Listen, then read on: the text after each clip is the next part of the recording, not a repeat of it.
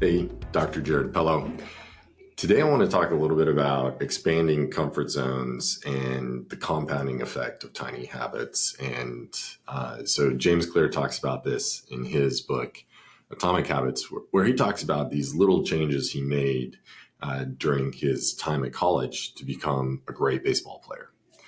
And that habits build upon each other and they help us become something that we assume we can't be today. And Tony Robbins will often say that we assume we can do much more than we can possibly do in a day or a week.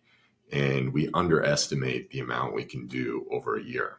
And I think we underestimate the amount we can do over a lifetime, the ways that we can change. And I hear people say, like, people are the same, people can't change. And I totally disagree, because I've seen it in my own life. I've changed in all sorts of ways. And the way I think about this is I've weight trained for years. And I kind of think of it as if I was a 16-year-old and I saw myself now, and I'd be totally pumped with how much I can bench press or squat or any of those things, deadlift. Like, that'd be great.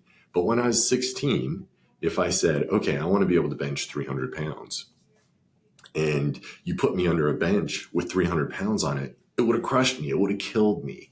If you would have said, I want to be able to squat 500 pounds, and you put me under a 500-pound bar, and just to be clear, I cannot squat 500 pounds.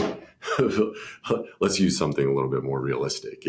If I wanted to say I could squat 300 pounds and you put me under a 300-pound bar as a 16-year-old scrawny kid, like, it would have crushed me. And the only way to get to the point that I've gotten to has been small incremental changes, tiny little changes, expanding my comfort zone.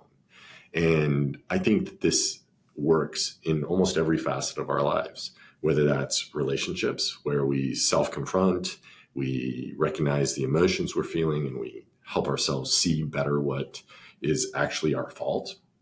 Whether it comes to healthy eating, and we continue to expand that comfort zone. Like, I might not be ready to eat 800 grams of fruits and vegetables tomorrow, but I might be ready to eat double the fruits and vegetables, which maybe I only eat 50 grams of fruits and vegetables today, and I'm going to move up to 100. And maybe exercise. Like, I want to be super fit, but I may not exercise at all.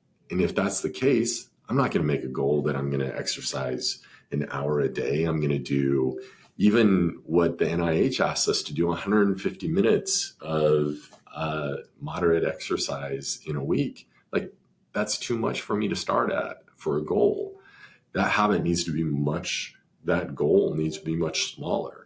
And I will get there with tiny changes and increasing my comfort zone.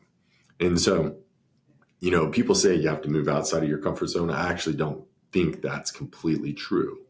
I think you have to expand and grow your comfort zone. Don't take somebody outside their comfort zone and put them in this situation where they're going to fail and just feel bad about themselves. Or don't take yourself and do that. What you want to do is just gradually increase your comfort zone. And before you know it, you are a completely different person than you were when you started. Your comfort zone is so much bigger. You can do so much more. There's so much we can accomplish in this life if we take it a step at a time. And that's what we aim to do with you on this journey.